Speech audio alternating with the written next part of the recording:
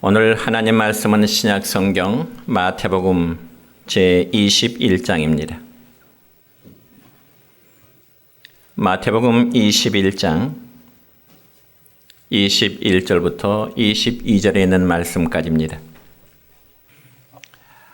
제가 봉독해 드리겠습니다. 예수께서 대답하여 이르시되 내가 진실로 너희에게 이르노니 만일 너희가 믿음이 있고 의심하지 아니하면 이 무화과나무에게 된 이런 일만 할 뿐 아니라 이 산더러 들려 바다에 던져지라 하여도 될 것이요 너희가 기도할 때 무엇이든지 믿고 구하는 것은 다 받으리라 하시니라. 아멘. 사랑과 축복의 메시지 나눕니다. 사랑하고 축복합니다. 사랑하고 축복합니다. 감사합니다. 오늘은 신약성경 마태복음 제21장 21절부터 22절에 있는 말씀을 중심해서 의심하지 않는 믿음이라는 제목으로 말씀을 선포하고자 합니다. 여러분, 우리가 믿는 하나님은 이 세상 어떤 신들과도 감히 비교할 수 없는 창조주 하나님이십니다. 그리고 그 창조 하나님은 믿는 성도들과 항상 함께 계시기를 원하십니다. 그렇다면 성도는 하나님을 기쁘시게 해드려야 되겠는데, 하나님께서 우리를 바라보시면서 가장 기뻐하시는 것 중에 하나가 무엇일까요? 그것은 바로 하나님께 예배하는 믿음인 것입니다. 그러므로 히브리서 11장 6절의 말씀 보면 이런 말씀이 기록됩니다. 시작. 믿음이 없이는 하나님을 기쁘시게 하지 못하나니 하나님께 나가는 자는 반드시 그가 계신 것과 또한 그가 자기를 찾는 자들에게 상 주시는 이심을 믿어야 할지니라. 아멘. 그렇습니다. 그러니까 다른 것 하지 않고 하나님이 계신 것과 또 자기를 찾는 자들에게 상 주심을 바라보시는 이것을 믿으라는 것. 믿음은 참 쉽습니다. 그럼에도 만약 교회가 어떤 분에게 당신이 우리 교회에 들어오기 위해서는 몇십만 원 혹은 몇백만 원의 기부금을 내야 됩니다. 아마 이런 조건을 제시한다면 어떤 분이 교회에 들어오겠습니까? 아니면 교회에 나오기 위해서는 당신은 술 마시고 담배 피우는 것 절대 안 됩니다. 이러한 조건이 있다면 과연 교회에 나오시는 분은 아무도 없을 것입니다. 그러므로 성경에서는 인간이 구원함을 얻기 위해서 어떤 천만금을 바란다든지 어떤 고행이나 그리고 행위의 완전함을 요구하지 않습니다. 그럼에도 하나님이 존재하심을 믿고 그분 앞에 나가 그냥 믿으라고 하니 얼마나 이제 쉽습니까? 이 쉬운 것조차 거부한다면 그 책임은 전적으로 인간 개개인에게 있다는 사실입니다. 여러분, 믿어만 들어도 하나님께서는 기뻐하신다는 그 사실을 믿으시기를 바랍니다. 그것은 자녀들이 잘 되길 원하시는 사랑의 아버지시기 때문에 당신의 자녀들이 믿음에 설 때 가장 잘 되고 행복하기 때문에 그렇습니다. 그러므로 하나님은 우리가 믿음으로 구원함을 받고 믿음으로 의롭게 되고 믿음으로 자녀가 되고 믿음으로 장차 하나님 나라 천국 가게 된 것을 바라고 계시는 것입니다. 또한 믿음으로 세상을 이기고 믿음으로 하나님 앞에 기도의 응답을 받고 더 나아가서는 믿음으로 하나님의 일을 하고 믿음으로 복받는 것을 하나님은 기대하시고 원하시고 계신다는 사실입니다. 그러니 우리가 하나님 앞에 무엇을 해드리기 전에 하나님과 그분의 말씀을 온전히 믿으시기를 축원합니다. 그래서 오늘 읽었던 본문 21절과 22절의 말씀을 보면 예수님께서는 저와 여러분에게 이런 말씀을 주십니다. 함께 읽습니다. 시작. 내가 진실로 너희에게 이르노니 만일 너희가 믿음이 있고 의심하지 아니하면 이 무화과나무에게 된 이런 일만 할 뿐 아니라 이 산들어 들려 바다에 던져지라 하여도 될 것이요 너희가 기도할 때 무엇이든지 믿고 구하는 것은 다 받으리라. 아멘. 그러니까 이 말씀에서 예수님이 강조하시고자 하는 그 사실은 한마디로 의심하지 않는 믿음의 능력을 가지라는 말씀인 것입니다. 한마디로 믿음이 있다고 하면서 의심하지 말라는 겁니다. 여러분, 우리의 신앙생활에 있어서 가장 쉽게 넘어지는 것은 바로 의심이라고 하는 그 유혹인 것입니다. 예를 들어 우리가 어떤 사람을 대하고자 할 때 조심해야 할 것은 상대방을 지나치게 의심하지 말아야 된다는 사실입니다. 여러분, 우리가 어떤 사람을 의심의 안경을 끼고 상대방을 보면 볼수록 오히려 상대방에 대한 부정적인 감정은 더욱 강하게 나타날 수밖에 없습니다. 그래서 상대방이 진실을 말해도 믿어지지가 않는 겁니다. 그러면 과연 여러분의 각자의 믿음은 어떻습니까? 눈에 보이지 아니하는 그 하나님이 계신다고 하는 그 사실이 여러분의 마음속에 믿어지십니까? 그리고 예수님이 여러분의 죄를 대신하여 십자가에 달려 죽으셨고 그 예수님을 믿어 여러분이 구원함을 얻게 된 그 사실을 여러분이 믿어질 수 있느냐 하는 것입니다. 여러분이 이러한 사실을 의심하고 믿지 않는다면 여러분의 믿음은 교회 생활을 수십 년이 했다 할지라도 여러분의 믿음은 아무런 의미가 없는 것입니다. 그런 반면에 하나님의 존재하심과 예수 그리스도께서 십자가에 달리심으로 여러분의 죄를 대신하셨다는 이 믿음을 가진 그 결과는 우리에게 어떤 유익이 있을까요? 첫째는 믿음이 있으면 삶의 염려와 근심이 사라지게 될 줄로 믿습니다. 여러분, 신약성경 마태복음 6장 30절부터 32절의 말씀 보면 이렇습니다. 시작. 오늘 있다가 내일 아궁이에 던지는 들풀도 하나님이 이렇게 입히시거든 하물며 너희일까 보냐. 믿음이 작은 자들아, 그러므로 염려에 이르기를 무엇을 먹을까, 무엇을 마실까, 무엇을 입을까 하지 말라. 이는 다 이방인들이 구하는 것이라. 너희 하늘 아버지께서 이 모든 것이 너희에게 있어야 할 줄을 아시느니라. 아멘. 여러분, 성경에 보면은 두려워하지 말라는 말씀이 아주 공교롭게도 성경에 365회나 기록되어 있습니다. 그러니까 이 말씀은 1년 365일 하루도 근심하지 말고 살라는 의미일 것입니다. 그래서 마태복음 6장 34절의 말씀 보면 또 이렇게 기록되어 있죠. 시작. 내일 일은 내일이 염려할 것이요 한날의 괴로움은 그날로 족하니라. 아멘. 우리 사랑하는 성도 여러분이요, 여러분은 앞으로 있을 일에 대한 걱정을 앞당겨서 하지 말고 하루하루 믿음으로 살아가시기를 축원합니다. 이것이 바로 세상을 살아가는 지혜로운 비결이 될 줄 믿습니다. 그러면 여러분, 오늘 우리의 현실은 어떻습니까? 날마다 세상 뉴스를 들으면 근심, 걱정이 끊일 날이 없습니다. 어떤 사람은 실직과 파산 때문에, 어떤 분은 질병 때문에, 어떤 사람은 혹은 이제 빈곤과 배신 때문에, 어떤 사람은 다른 사람으로부터 이제 모략과 중상 등 온갖 불운과 불행 등이 우리의 삶의 주변에 잔재하고 있습니다. 그럼에도 믿음 있는 성도라면 우리의 현실이 암담함을 정말 고민할 것이 아니라 하나님께서 도우신다고 하는 이 믿음의 확신을 가지시기를 축원합니다. 그리할 때 하나님께서는 우리의 믿음을 의로 여기시고 복을 주실 줄로 믿습니다. 여러분, 저 이스라엘 나라에 가면은 사해라는 바다가 있습니다. 그래서 이 사해 바다를 성경에서는 염해라고 기록되어 있어서 소금 염자 바다의 자, 즉 소금의 바다라고도 알려지고요. 영어로는 데드 시, 즉 죽음의 바다라고도 불려지고 있습니다.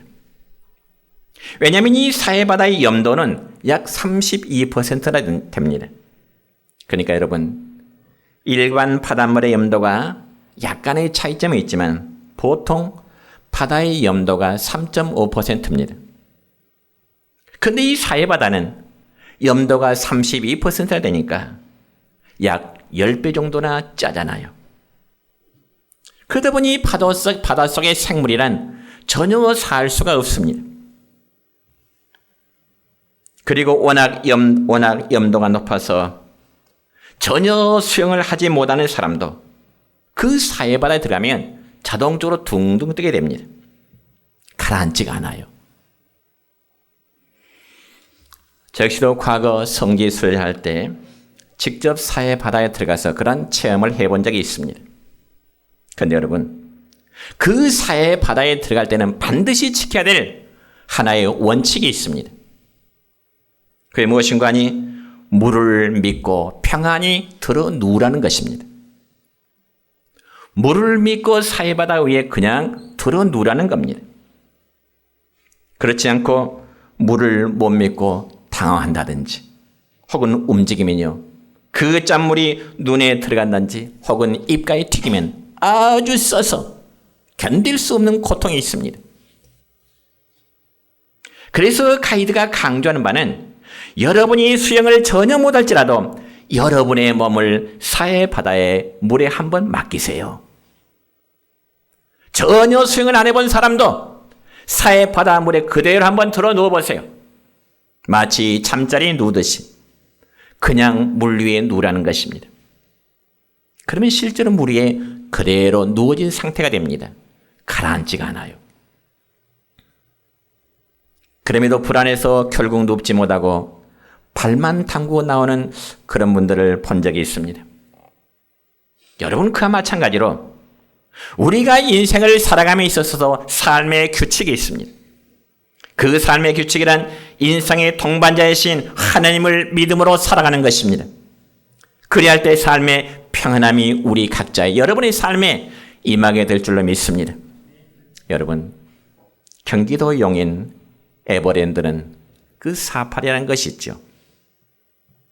저는 경기도 용인에 있는 자연농원 사파리에 가보지 않았지만은 우리가 통상 사파리라 그러면은 보호된 자동차를 타고요, 호랑이나 사자 같은 맹수들이 있는 곳으로 직접 들어가서 차 타고 들어가서 그 맹수들을 가까이서 보게 되는 거죠. 차를 타고. 그럴 경우에 호랑이라든지 혹은 이제 사자가 유리창 가까이까지 다가와요. 혀를 날름거려요. 그래도 전혀 무서워할 필요가 없습니다. 왜냐하면 자동차의 안전장치가 안전하게 지켜주기 때문에 그렇습니다. 그러니까 우리의 문제도 역시 믿음의 생활한다면 하나님에 대해서 여러분 절대 신뢰하시기 바랍니다. 물론 그럴 경우에 때로는 우리의 삶에 고난이 따를 수도 있습니다. 성경에 보니까 하나님께서는 이스라엘 백성들을 광야에서 훈련을 시킵니다. 그리고 그 광야에서 훈련의 기간은 무려 40년의 세월이었습니다. 그러면 여러분, 광야는 과연 어떤 곳일까요? 한마디로 고난과 죽음의 땅이 광야의 땅입니다. 그래서 이스라엘 백성들은 아무것도 없는 광야에서 처음에는 하나님을 못 믿고 원망했습니다. 왜 그랬을까요? 사막과 그리고 돌과 자갈로 이루어진 광야길이니 얼마나 그들의 삶이 힘들겠습니까?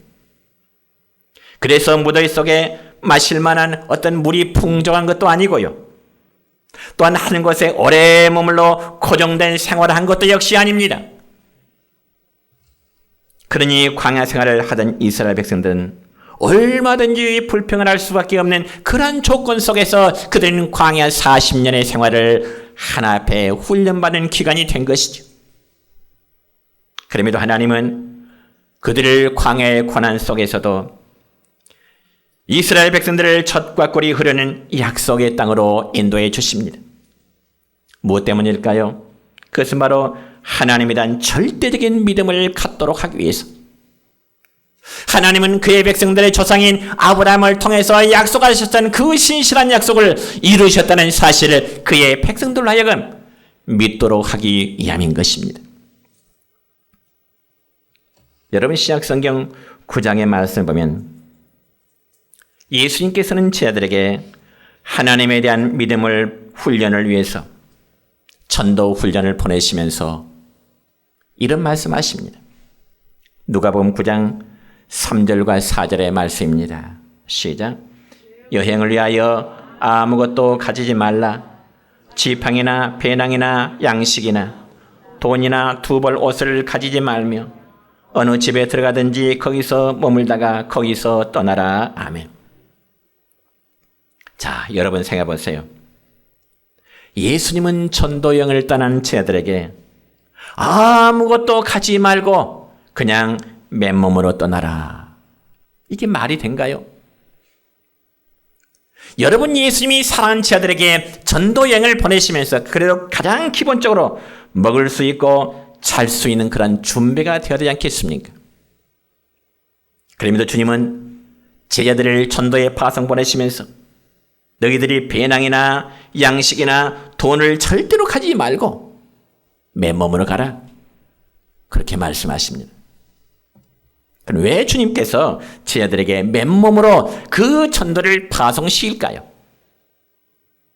그것은 바로 하나님만을 절대적으로 신뢰하도록 하기 위함인 것입니다. 그래서 전도하다 배고프면 하나님께 기도하여 먹을 것을 얻도록 했고, 또 잠자리가 필요할 때 그들로 하여금 이제 기도해서 하나님의 도우심을 받도록 하기 위해서 모든 것 준비하지 말고 맨몸으로 가라. 하나님을 절대로 신뢰하도록 하기 위한 그런 주님의 마음인 것입니다.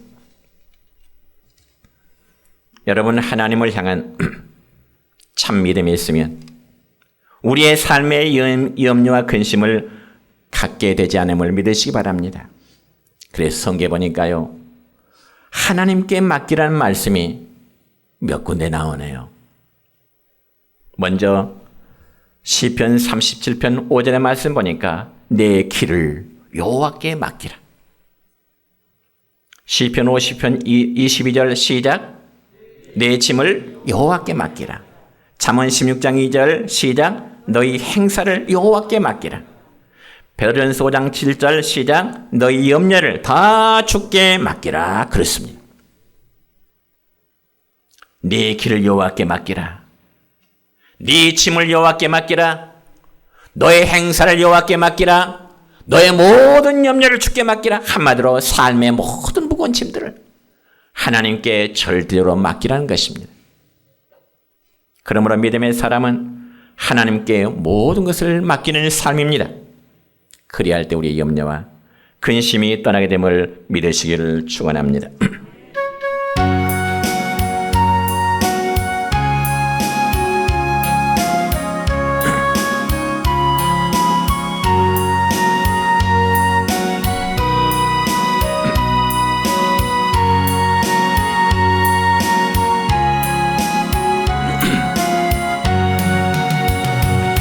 기도할 수 있는데 왜 걱정하십니까? 기도하면서 왜 염려하십니까? 기도할 수 있는데 왜 실망하십니까? 기도하면서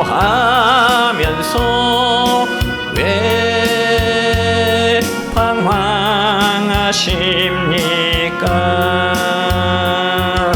주님 앞에 무릎 꿇고 간구해 보세요. 마음을 정결하게 뜻을 다하여 기도할 수 있는데 왜 걱정하십니까? 기도하면서 왜 염려하십니까?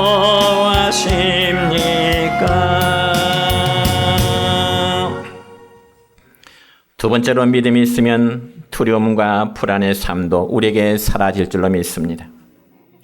여러분 신약성경 마가복음 4장의 말씀을 보면 예수님께서 어느 날 사랑하는 제자들과 함께 배를 타시고 갈릴리 바다를 건너는 중이었습니다.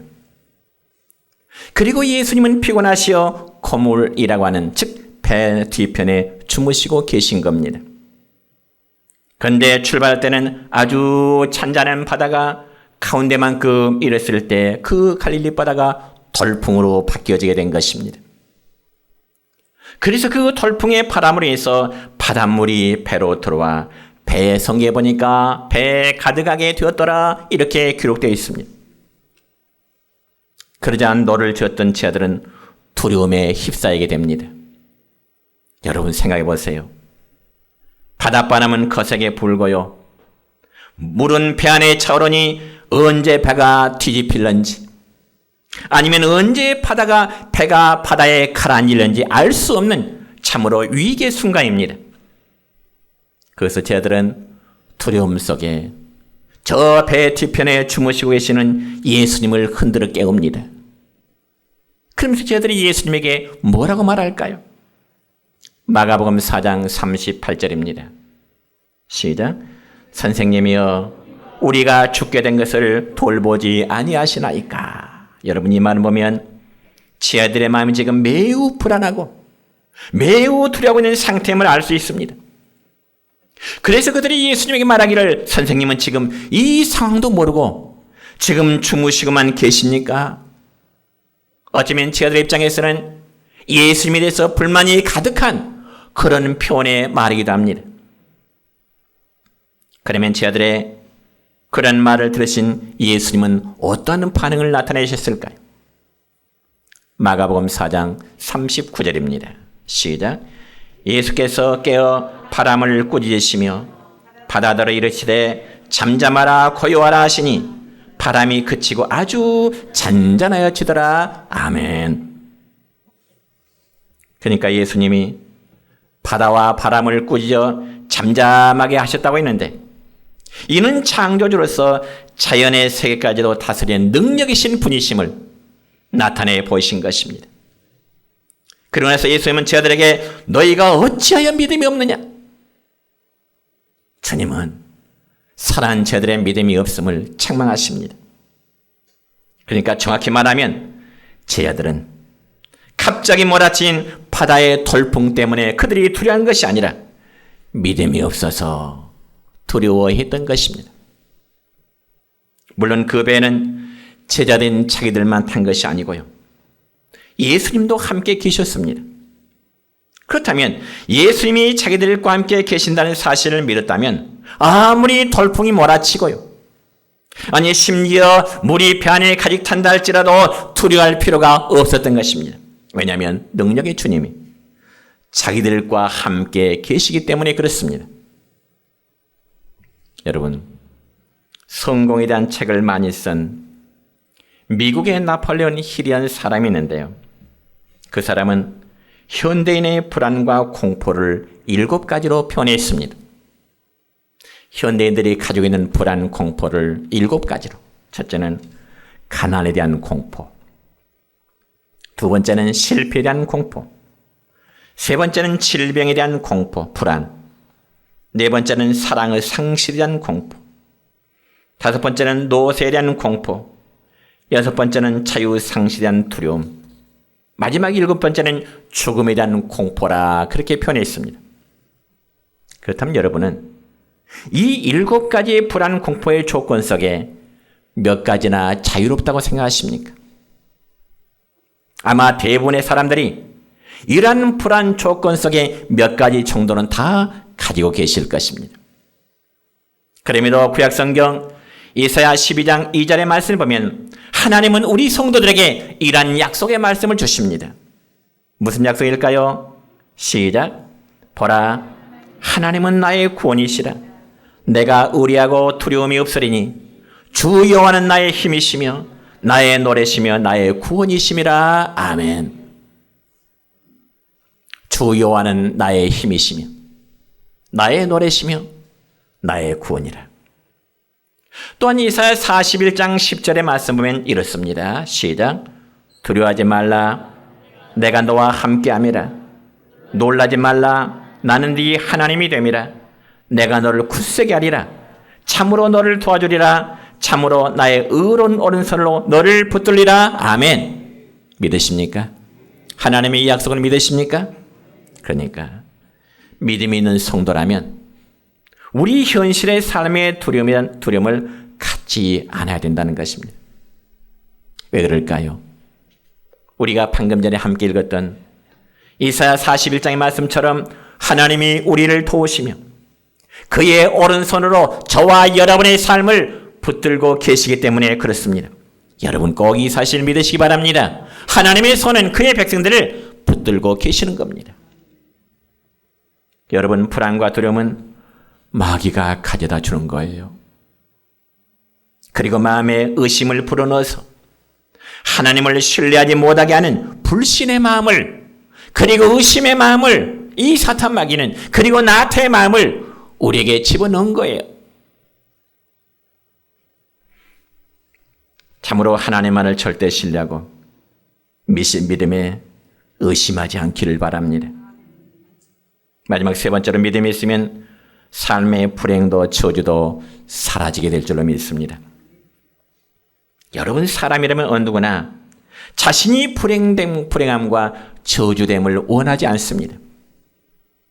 그렇지만 사람이라면 어느 순간에 예상하지 못한 일로 말미암아 우리의 삶에 불행함을 겪기도 되죠. 그렇지만 신약성경 에베소 1장 3절의 말씀 보면 이런 말씀이 기록됩니다. 시작. 아버지께서 그리스도 안에서 하늘에 속한 모든 신령한 복을 우리에게 주시되 아멘. 그러면 하나님께서 우리 성도에게 복을 주시되 하늘에 속한 신령한 복만 주실까요? 그렇지 않습니다. 그렇지 않아요. 시편 65편 9절과 10절의 말씀 보면 하나님 우리에게 땅의 복도 주신다. 이런 약속의 말씀이 있습니다. 함께 읽습니다. 시작. 땅을 돌보사 물을 대어 심히 윤택하게 하시며 하나님의 강에 물이 가득하게 하시고 이같이 땅을 예비하신 후에 그들에게 곡식을 주시나이다. 주께서 밭고랑에 물을 넉넉히 대사 그 이랑을 평평하게 하시며 또 담비로 부드럽게 하시고 그 싹에 복을 주시나이다. 아멘. 이처럼 하나님은 믿음의 사람들에게 하늘의 신령한 복만이 아니라 땅의 풍성한 복으로 채워주시고자 하심을 여러분 꼭 믿으시기를 축원합니다. 그러니 의심하지 않는 성도의 믿음에 대해서 하나님은 단순히 영적인 복만이 아니라 육신에 필요한 모든 복까지도 내가 채워주마 약속하십니다. 그래서 여러분 하늘에 속한 신령한 복이라는 것은 구원함에 이르는 영적 복이라면 땅에 속한 풍성한 복이란 건강이라든지 혹은 물질이라든지 그 외의 다양한 조건들을 우리에게 채워주시는 그 복을 의미하는 겁니다. 그렇다면 행복해야죠. 그렇다면 감사해야 될 줄로 믿습니다. 그리고 성도는 영적으로 아브라함의 자손이니 우리의 믿음의 조상인 아브라함의 믿음을 본받기를 바랍니다. 그러면 과연 아브라함은 어떤 믿음의 사람이었을까요? 이 점에서 로마서 4장 18절로 21절 말씀 보면 아브라함 믿음에 대해서 이렇게 소개합니다. 시작. 아브라함이 바랄 수 없는 중에 바라고 믿었으니 그가 백세나 되어 자기 몸이 죽은 것 같고 사라의 태가 죽은 것 같음을 알고도 믿음이 약하여지지 아니하고 믿음이 없이 하나님의 약속을 의심하지 않고 믿음으로 견고해져서 하나님께 영광을 돌리며 약속하신 그것을 또한 능히 이루실지를 확신하였으니 아멘. 그렇습니다.